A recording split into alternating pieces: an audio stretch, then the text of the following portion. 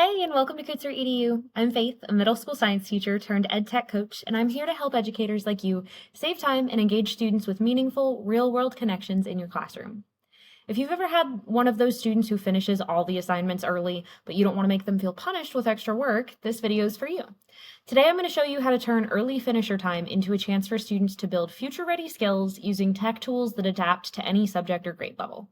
And I've got a free digital resource to help you get started. We've all had it happen. A few students finish early and suddenly the whole class momentum shifts. Some students get restless, others distract their peers, and before you know it, the whole classroom feels off. But here's my solution: choice boards.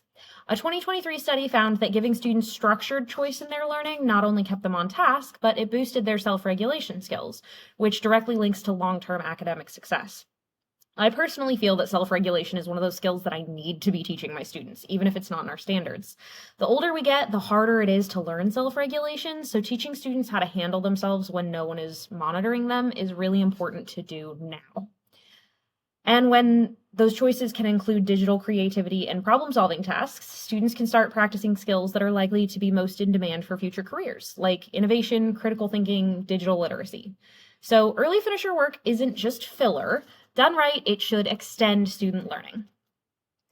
Early finisher activities should give students purposeful work instead of busy work. It should keep their learning going without you having to scramble for last-minute ideas, and it should build independence, creativity, and problem-solving skills. And the best part, when students know what to do next, you'll spend less time answering that "I'm done, now what?" question, and more time supporting the students who need it the most.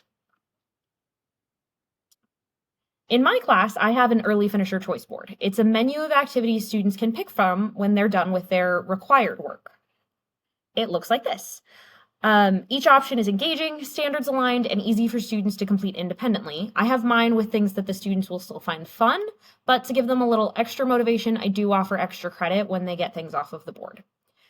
Because it's a choice board, students get ownership over their learning, and I get the peace of mind knowing they're still practicing meaningful skills. So here's some examples of activities that you might include. Creative writing prompts. Students can respond to fun, open-ended prompts connected to whatever you're learning in your subject.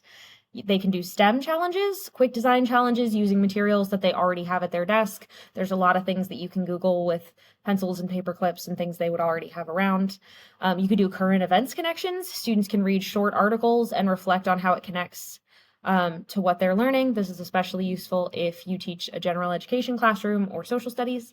They can do sketch it stuff, drawing a concept, process, or vocab word that they're currently learning about.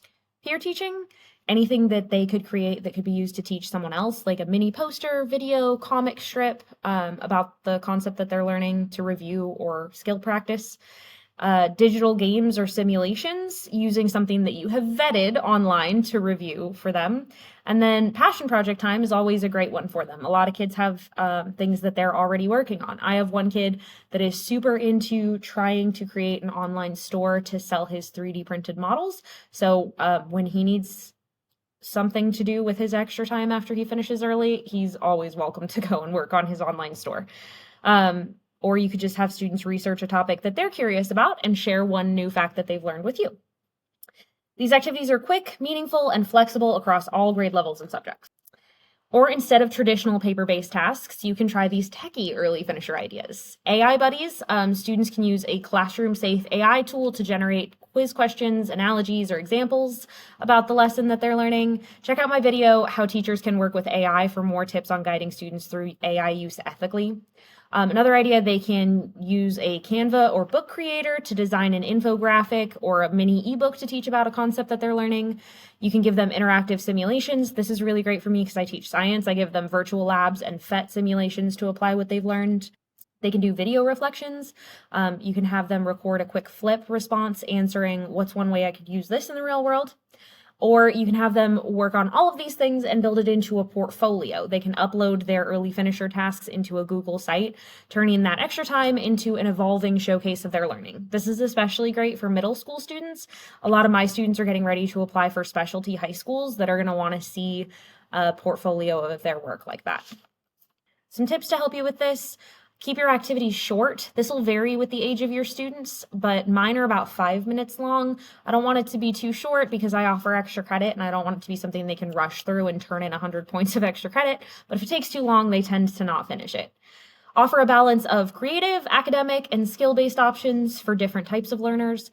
Make sure students know the procedures for accessing and completing their tasks so they know that this is something they have to have finished their given work first before they can get on. And then, especially if you're going to offer extra credit for it, make sure they know how to turn it into you. I explain this every year, and I still have kids that tell me, I've done 100 things off the choice board. Why didn't you give me credit? And it's because they didn't tell me they did it. So make sure they know your policies. And always connect activities back into your learning so that it doesn't feel like busy work. Early finisher time doesn't have to be wasted time. With the right digital tools, it can be the moments students stretch their creativity, practice independence, and explore real-world connections of what they're learning. If you want to try this out right away, I've created a free digital early finisher toolkit, 10 ready-to-use tech-powered activities that you can plug into your classroom. Grab it at the link below when you sign up for my newsletter. And if you're ready to save even more time, my editable early finisher choice board with pre-filled digital activities is available on my TPT store, Cootser EDU.